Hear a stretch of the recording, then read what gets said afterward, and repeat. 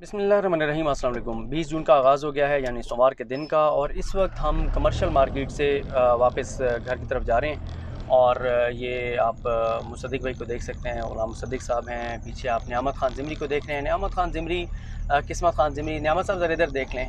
ये किस्मत ख़ान ज़िमरी के भाई हैं, जिनका ज़िक्र आप बहुत ज़्यादा मेरी वीडियोज़ में सुनते हैं। हमने उनसे सीखा भी है। पाकिस्तान के बेहतरीन रिसर्चर्स में से एक हैं। और शकील भाई इधर पीछे जो है वो छुपे बैठे हैं। तो आज जो एहतजाज था, उससे मुस्तदिक भाई ने तो कुछ लोगों के साथ वीडियोस रिकॉर्ड की हैं और ये लगाएंगे, और मेरा ख्याल है इस वीडियो के कमेंट्स में ही उसको पिन कर देंगे।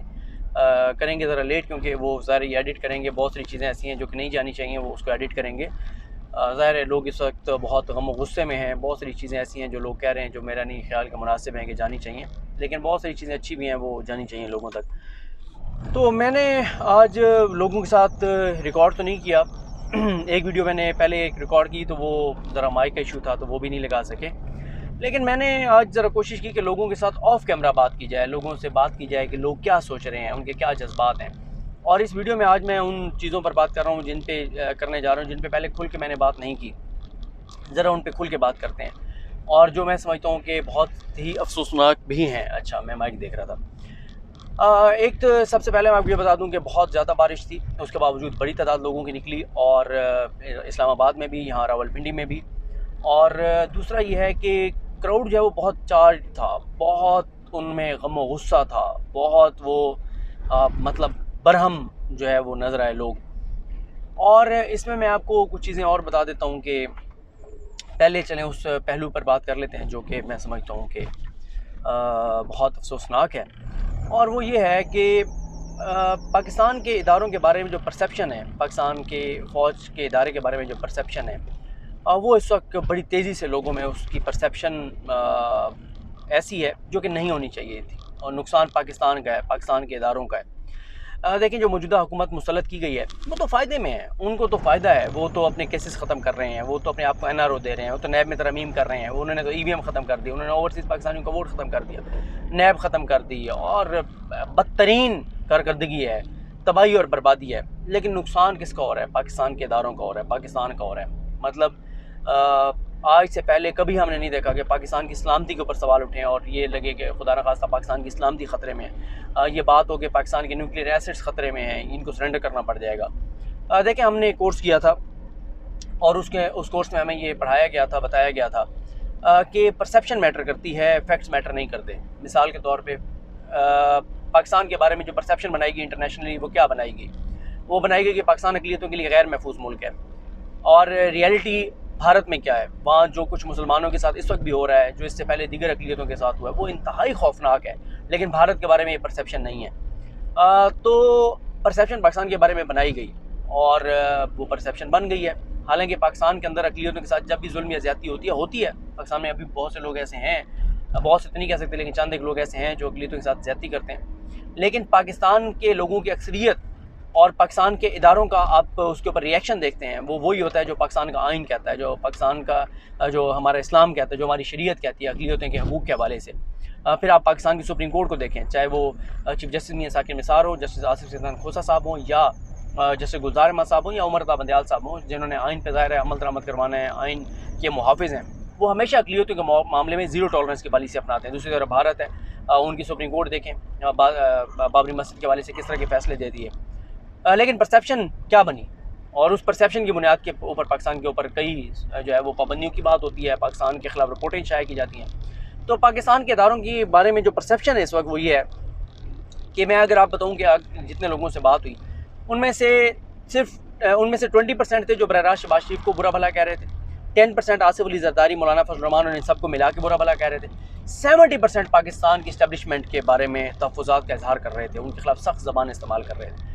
क्योंकि PTI ये समझती है, तहरीक इंसाफ ये समझती है, और अब तो वो नाम भी लेते हैं बहुत सारे किरदारों का, कि उन्होंने इनके बंदे तोड़े, उन्होंने ये रजीम चेंज करवाई। और फिर मौलाना फजल रहमान साहब जो हैं, उन्हें ज़रा कभी हमारे सहाफ़ी दोस्त जो तहरीक इंसाफ के पीछे भागते हैं और बड़ी सख्त ज़बान इस्तेमाल करते हैं, जहरीली गुफ्तगू करते हैं, बड़ी सख्त ज़बान इस्तेमाल करते हैं, सख्त अल्फाज इस्तेमाल करते हैं सवाल करते हुए, कभी वो ज़रा मौलाना फजल रहमान साहब से सवाल तो करें ना, कि मौलाना साहब से पूछें कि मौलाना साहब, आप ख़ुद को आलिम दीन कहते हैं, आप ख़ुद को लाखों उलमा का सिपह सालार कहते हैं, कायद और कप्तान कहते हैं, आप हल्फन एक बात कह सकते हैं कि यदम एतमाद लाने का फ़ैसला आपका अपना था। आप कुरान मजीद पे हाथ रख के कह सकते हैं कि आपकी इससे पहले मुलाकातें नहीं हुई थी। आप हल्फन कह सकते हैं कि तहरीक इंसाफ के जो बंदे टूटे वो आपने ही तोड़े हैं, या वो वाकई महंगाई की वजह से टूटे हैं। महंगाई वाले हालात तो अब आपके सामने, इन्होंने 10 गुना ज़्यादा महंगाई बढ़ा दी इमरान खान से ज़्यादा। तो तहरीक इंसाफ आप नाम भी लेती है कि किसने बंदे तोड़े, कैसे तोड़े, कहाँ ठहरे हुए थे, कौन कहाँ ठहरे हुए थे, ये सारी बातें वो करते हैं, खुल के करते हैं, आप ढके छुपे भी नहीं करते। और दूसरा ये है कि दूसरी जो है वो एक रियलिटी है। वो रियलिटी क्या है कि ये हुकूमत जो है, जब तक इस्टेब्लिशमेंट ने इसको रखा हुआ है ये रहेगी। जिस दिन इस्टेब्लिशमेंट बाकी न्यूट्रल हो जाएगी, पीछे हट जाएगी, धड़ाम से ये हुकूमत गिर जाएगी। 1 मिनट शहबाज शरीफ नहीं चल सकते, 1 मिनट धड़ाम से गिर जाएगी इस्टेब्लिशमेंट जिस दिन न्यूट्रल हुई। देखें ना, नज़र आ रहा है MQM जो 1 रुपये पेट्रोल बढ़ता था तो MQM जो है वो ब्लैकमेल करना शुरू कर देती थी, हम छोड़ रहे हैं, हम आवाम को आपने तबाह कर दिया, बर्बाद कर दिया। लेकिन इस वक्त जो है वो पेट्रोल जो है वो 84 रुपये बढ़ा दिया इस हुकूमत ने 15 दिनों में। डीजल 115 रुपये बढ़ा दिया। MQM सदकेबारी और कुर्बान जारी शहबाज शरीफ पे। क्यों? बाप वाले कहाँ हैं? लापता अफराद के ऊपर कोई पेशरफ नहीं हो रही तो मैंगल कहाँ है? अचकजई कहाँ है? आज ये लोग क्यों हुकूमत को छोड़ने की बात नहीं करते? अली वज़ीर रिहा नहीं हुआ, मोहसिन दावड़ क्यों नहीं छोड़े? मोहसिन दावड़ को वज़ारत नहीं मिली, मोहसिन दावड़ क्यों नहीं छोड़े?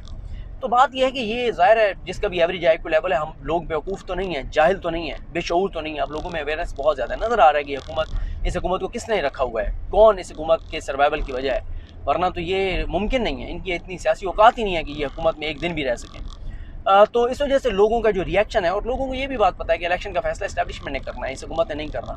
अब हो ये रहा है कि मुल्क के अंदर बदतरीन लोड शेडिंग, गालियाँ इस्टेब्लिशमेंट को, मुल्क के अंदर महंगाई, गालियाँ इस्टेब्लिशमेंट को, मुल्क के अंदर जो है वो जो चीज़ हो रही है उस गालियाँ जो है वो इस्टेब्लिशमेंट को पड़ रही हैं। और साथ ही जो इसराइल को तस्लीम करने वाला ये बयान देते हैं, इस्टेब्लिशमेंट के ऊपर इल्ज़ाम लगता है। भारत से तल्लुकात बिलावल ठीक करने की बात करते हैं, इस्टेब्लिशमेंट के ऊपर इल्ज़ाम लगता है। हर चीज़ का इल्ज़ाम इस्टेब्लिशमेंट के ऊपर लग रहा है। और ये बहुत अफसोसनाक है, ये बहुत ख़तरनाक है पाकिस्तान के लिए। पाकिस्तान की फ़ौज, हमें बताया जाता था कि पाकिस्तान की फ़ौज मोरल पे लड़ती है, और मोरल से मुराद यह है कि अवाम पाकिस्तान की अवाम पाकिस्तान की फ़ौज के पीछे खड़े हैं। और अब आप निकल के ज़रा लोगों की परसेप्शन देखें, लोगों की राय देखें, वो क्या है। तो ये हुकूमत जब तक रहेगी, नुकसान इदारों का होता रहेगा, इस्टेब्लिशमेंट का होता रहेगा। इसका हल सिर्फ एक है, और वो है इलेक्शन। जिस दिन इलेक्शन अनाउंस होगा ना, उस दिन आप देखेंगे कि उस दिन सब लोग इलेक्शन कैंपेन में लग जाएंगे। गली गली, महल्ले महल्ले इलेक्शन सेल खुल जाएंगे, कैंप ऑफिस खुल जाएंगे, मुहिम शुरू हो जाएगी, खाने चलने लग जाएंगे। एक तबका तो है उसके लिए बिरयानी खुल जाएगी, कीमे वाले नान खुल जाएंगे, तो वो वैसे खुश हो जाएंगे। तो इसलिए जो है ये बड़ा ज़रूरी है कि इलेक्शन जो है वो अनाउंस हो। इस मुल्क को इलेक्शन ही निकाल सकता है क्राइसिस से। अच्छा, एक और पॉइंट बड़ा इंपॉर्टेंट है कि तहरीक इंसाफ ने अगले इमरान खान ने लाए अमल का ऐलान क्यों नहीं किया।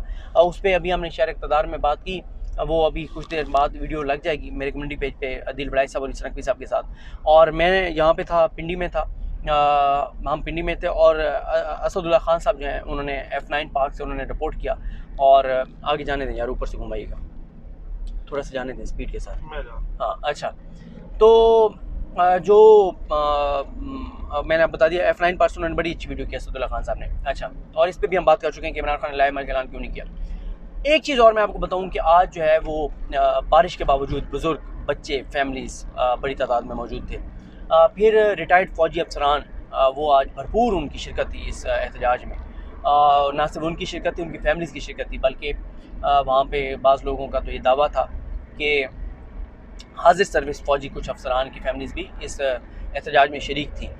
तो ये भी इस्टेब्लिशमेंट के लिए एक बड़ी परेशान कुन सूरत हाल है कि इदारे के अंदर इस वक्त जो सूरत हाल है वो इमरान खान की बहुत ज़्यादा सपोर्ट है। और इमरान खान की सपोर्ट की वजह यह है कि जिन लोगों को मुसल्लत किया गया इनसे नफ़रत है। इनके बारे में इस्टेब्लिशमेंट बताया करती थी कि ये गद्दार हैं, ये मोदी के यार हैं, पाकिस्तान को कमज़ोर करना चाहते हैं। और आज जो सहाफ़ी इस्टेब्लिशमेंट के मुहाफ़िज़ बने हुए हैं वो इसलिए बने हुए हैं कि मरीम नवाज़ ने बूटों पर ज़बान रखी हुई है, और वो मरीम के नौकर हैं, चपरासी हैं। मरीम जब तक बूटों पर ज़बान रखी रहेगी वो फ़ौज को डिफेंड करेंगे। जिस दिन मरीम ने ज़बान उठाई वो फ़ौज को फिर गालियाँ देने लग जाएंगे। उनकी सरिश्त में फ़ौज की नफ़रत, उनके खून में फ़ौज की नफ़रत है। और बदकिस्मती से जो लोग 5th जनरेशन वॉर लड़ते रहे, आज उनके घरों पर छापे पड़ते हैं, आज उनके ऊपर गद्दारी के मुकदमात किए जाते हैं, चाहे वो साबिर शाकिर साहब हों, अरशद शरीफ साहब हों, इमरान रियाज खान हो, समी इब्राहिम साहब हों। वो ये चीज़ें हैं जो कि पाकिस्तान के इदारे के लिए बहुत डैमेजिंग हैं। जितना जल्दी इस हुकूमत को घर भेज दिया जाएगा उतना शायद डैमेज से बच जाएगा। आप प्ले कार्ड देखें जिस तरह के, और मैं एज ए पाकिस्तानी मैं समझता हूँ कि ये चीज़ें रुकनी चाहिए। ये पाकिस्तान के इदारे का नुकसान हो रहा है और मैं ये समझता हूँ इस वक्त भी जो नुकसान हो गया है, शायद ये नुकसान रिकवर करने में अगली 3 दहाइयाँ लग जाएँ, 30 साल लग जाएँ इस नुकसान को रिकवर करने में। ये जो नस्ल है मौजूदा, जिसने भी होश संभाली है, 12, 13, 14 साल उसकी उम्र है, वो अपनी ज़िंदगी में कम अज़ कम बहुत सारी चीज़ें नहीं भूलेगा। पता नहीं कैसे भूलेगा, मुझे इस सवाल का जवाब नहीं पता। पता नहीं वहाँ बैठे हुए इदारे में लोग क्या सोचते हैं कि कैसे वो इस लॉस को रिकवर करेंगे और कैसे इस हुकूमत को लाने का जो बोझ है, उसकी जो कीमत है, कब तक वो अदा करते रहेंगे। तो ये वो चीज़ें हो रही हैं। फिर एक और चीज़ जो बहुत अफसोसनाक है, वो है कि अदम बर्दाश्त और शिद्दत लोगों के अंदर बढ़ती जा रही है पॉलिटिकल इश्यूज़ के ऊपर। पहले हम यही चीज़ें मसलकी लिहाज से देखते थे, अदम बर्दाश्त और ये सारी शिद्दत पसंदी, अब सियासत में आ गई है। और आपने लाहौर में देख लिया क्या हुआ, जो फायरिंग अभी हुई, जो आपने कराची में देखा है 240 में क्या हुआ। मुझे तो अल्लाह ताला माफ़ करे, अगले जो इलेक्शन है, अगली जो सूरत हाल है, वो बहुत खौफनाक नज़र आ रही है। और मुझे तो लग रहा है कि जो इलेक्शन कैंपेन होगी, जो इलेक्शन डे होगा, इसके ऊपर चीज़ें बहुत ज़्यादा डैमेजिंग होंगी और अल्लाह ताला माफ़ करे, बहुत कत्लो गारत करी और ये चीज़ें नज़र आ रही हैं। कराची में MKM को दोबारा लाने के लिए जिस तरह से धांधली की गई और जो वहाँ पर जो कुछ हुआ वो आपके सामने है। TLP जीत गई थी सीट, TLP को हराने के लिए आपने ये सारा कुछ किया, ये बहुत खौफनाक चीज़ें हैं। तो ये वो चीज़ें जिनमें से 2 चीज़ें मैंने आपको बताया अफसोसनाक हैं। एक इदारे के हवाले से जो कुछ परसेप्शन बनी है और जो लोग कह रहे हैं वो, और दूसरा जो अदम बर्दाश्त, लोगों के अंदर शिद्दत बढ़ती जा रही है, शिद्दत पसंदी की हद तक, और लोगों ने इसको कुफर और इस्लाम की जंग बना लिया, हक और बातिल की जंग बना लिया है और लोग जो है वो बहुत आगे तक जाने को तैयार हो गए हैं। तो इसलिए इस सब का हल यही है कि इस्टेब्लिशमेंट वाकई न्यूट्रल हो जाए और इस हुकूमत की सपोर्ट बंद कर दी जाए और इस हुकूमत को अपना बोझ खुद उठाने दिया जाए, शहबाज शरीफ को खुद चलाने दिया जाए। शहबाज शरीफ जाके जो पाँव पकड़ते हैं उनको पाँव ना पकड़ने दिए जाए। मरियम ने बूटों पे जो ज़बान रखी हुई है उसको मिन्नत की जाए कि अल्लाह का वास्ता ये ज़बान आप उठा लें, आपकी वजह से हमें गालियाँ पड़ रही हैं। और साथ ही जो 5-7 लोग जो पहले फ़ौज की नफ़रत भेजते थे, जो फ़ौज नून लीग के हक़ में जो करते थे, जो फ़ौज को बुज़दिल और बेगैरत कहते थे, जो कहते थे तुम्हारे घर की औरतों के किस्से बाहर लाएंगे, आज वो TV चैनल पर बैठे हुए हैं। तो ये क्या मैसेज आप दे रहे हैं? आप फ़ौज को गालियाँ देने वाले कौन सा एक किरदार बता दें जो इस वक्त इक़्तिदार का हिस्सा ना हो, जो आम ओहदों पर ना हो। टॉन लीग्स के वाले सब किरदार दोबारा ओहदों पर हैं। टॉन लीग्स करने वाले, मेमोगेट करने वाले, फ़ौज के अंदर बगावत कराने की कोशिश करने वाले, फ़ौज पर हमलों वाले पे उकसाने वाले, शहबाज शरीफ को वोट देकर उन्होंने वज़ीर-ए-आज़म बनाया। करप्शन और लूट मार, इस्टेब्लिशमेंट जिनका बारे में फाइलें दिखाया करती थी, ये देखो इसने इतनी चोरी की है, इसने इतना डाका डाला है, इसने इस तरह मुल्क को तबाह किया, इसने बर्बाद किया, ये देखो ये मोदी का यार था।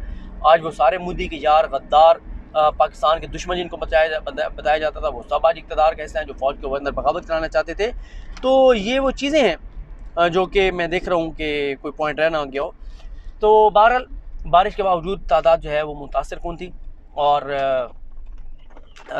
सूरत हाल बहरहाल अफसोसनाक है। जिस तरह के प्ले कार्ड आ रहे हैं, जो लोगों गुफ्तगू कर रहे हैं, मैं आपको बता रहा हूँ कि अगर मैं रिकॉर्ड करता भी तो शायद मुझे आधी से ज़्यादा बातें जो हैं वो काटनी पड़ती। मैं ना लगा सकता, मैं नहीं लगाना चाहता। मैं नहीं चाहता पाकिस्तान के इदारों के ख़िलाफ़ जो इस वक्त माहौल बन गया है पाकिस्तान के अंदर, ये भी रहे। मैं तो इसको भी ख़ात्मा चाहता हूँ। मैं तो चाहता हूँ अल्लाह ताला करम करे पाकिस्तान के ऊपर। पाकिस्तान की, इमरान खान साहब भी खुद कहते हैं कि पाकिस्तान की बका की ज़ामिन पाकिस्तान की फ़ौज है, वरना फ़ौज ना हो तो पाकिस्तान 3 टुकड़े हो जाए। ये इमरान खान साहब के अल्फाज हैं। इमरान खान कहते हैं कि उनसे ज़्यादा पाकिस्तान को फ़ौज की ज़रूरत है। लेकिन इदारे को भी देखना चाहिए कि एक करप्ट टोले, डाकुओं, लुटेरों, जिनका इस्टेब्लिशमेंट JIT में कौन था, ISI और MI थी। ये ना होते तो शहबाज शरीफ के खिलाफ कहाँ चीज़ें पकड़ी जानी थी। नवाज शरीफ के खिलाफ पनामा में ये आसिफ अली ज़रदारी की JIT में फ़ौज के नुमाइंदे शामिल थे, उसमें सारा कुछ पकड़ा गया। तो ये चीज़ें नहीं चल सकती इस तरह से। इलेक्शन ही इस मुल्क का हल है, इलेक्शन ही होना चाहिए और इलेक्शन की तरफ ही जाना चाहिए और ये कैंपेन भी रुकनी चाहिए। लेकिन ये कैंपेन उसी दिन रुकेगी जिस दिन इस्टेब्लिशमेंट बाकी न्यूट्रल हो जाएगी और इस हुकूमत की सपोर्ट बंद कर दी जाएगी। अभी तो 25 मई होता है, जुल्म, तशद्दुद, जबर होता है, दहशत गर्दी होती है आम शहरियों के ऊपर, तो लोग इस्टेब्लिशमेंट को उसका जिम्मेदार समझते हैं कि फ़ौज की मर्ज़ी के बगैर ही नहीं हो सकता। नून लीग खुद कहती है, मैं तो उन्होंने कहा था, वो तो कहते थे इमरान को गिरफ्तार करो, वो तो कह रहे हैं सीधी गोलियाँ मारो। नून लीग ये बातें करती है। तो नून लीग तो ये चाहती है कि फ़ौज और अवाम के दरमियान तकसीम पैदा की जाए और वो किसी हद तक कामयाब भी हुए हैं, जो कि अफसोसनाक है। ये इमरान खान साहब का आप बयान याद करें, एज ए वज़ीर-ए-आज़म उन्होंने कहा था कि फ़ौज में बगावत कराना चाहते हैं, अवाम और फ़ौज को लड़वाना चाहते हैं। 5th जनरेशन वॉर इसी नून लीग के और इनके हामियों के खिलाफ लड़ी गई। आज वो इक़्तिदार में बैठे हुए हैं। तो ये वो चीज़ें हैं, पता नहीं कब ये ठीक होंगी। अल्लाह ताला पाकिस्तान पर, पाकिस्तानियों पर अपना करम करे। पाकिस्तान के इदारे मजबूत होने चाहिए, कंट्रोवर्शियल नहीं होने चाहिए, कमज़ोर नहीं होने चाहिए। लेकिन जिस तरह के लोगों को लाया गया इक़्तिदार में, उसके बाद इदारे, अगर आप कोई समझता है कि कंपेन रुक जाएगी, तो मुझे कम अज़ कम ये कंपेन उस दिन तक रुकती हुई नज़र नहीं आ रही जब तक इस्टेब्लिशमेंट वाकई न्यूट्रल नहीं होगी, और जब तक शहबाज शरीफ की सपोर्ट बंद नहीं की जाएगी, और जब तक इलेक्शन जो है वो अनाउंस नहीं किया जाएगा। और ये बात मैं आपको बता चुका हूँ कि जिस किसी में भी थोड़ा सा अक्ल और शऊर है, वो ये बात जानता है कि इलेक्शन का फ़ैसला इस्टेब्लिशमेंट ने करना है। इस हुकूमत ने, इनकी सियासी औकात ही नहीं है कि ये फ़ैसला कर सकें। तो मुझे अपनी दुआ में याद रखें। अल्लाह करीम हम सब कामिल नासर हो। अल्लाह हाफ़िज़।